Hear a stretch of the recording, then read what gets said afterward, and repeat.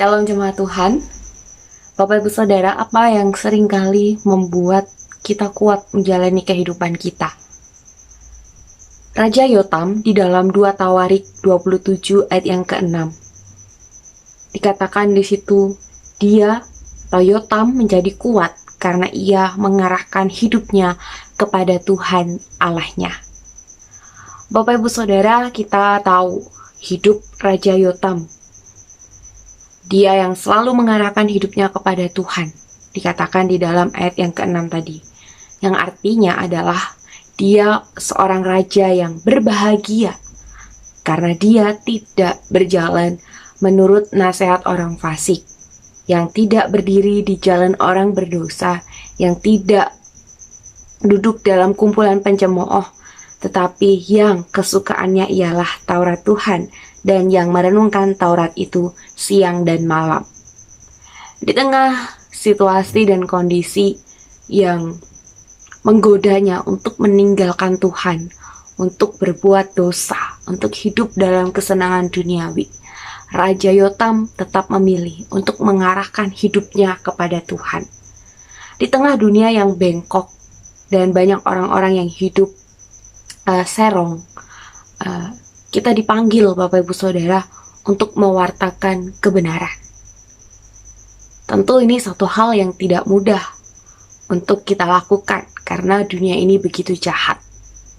Tetapi dari Raja Yotam, Bapak Ibu Saudara, kita belajar. Mari untuk kita mau mengarahkan hidup kita senantiasa kepada Tuhan agar kita dapat menjadi kuat. Di tengah segala godaan, di tengah segala kesulitan, di tengah segala mungkin ketika kita mengabarkan kebenaran, menegakkan kebenaran, kita akan menjadi minoritas. Tapi percayalah, ada kekuatan yang akan Tuhan beri kepada setiap kita.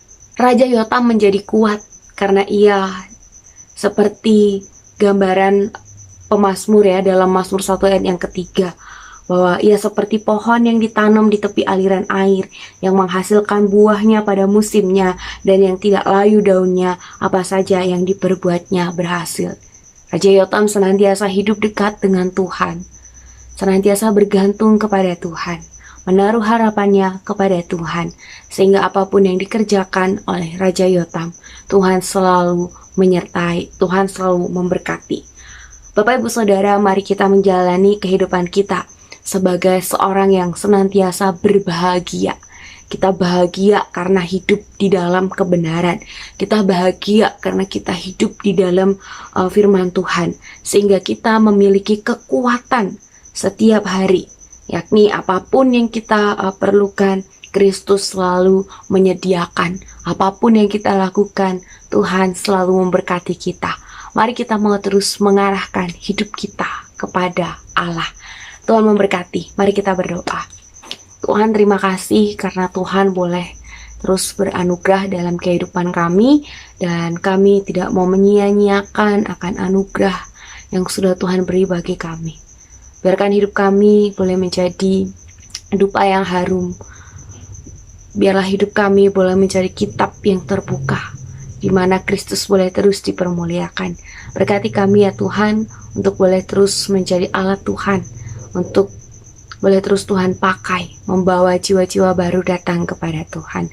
Dalam nama Tuhan Yesus kami berdoa. Amin.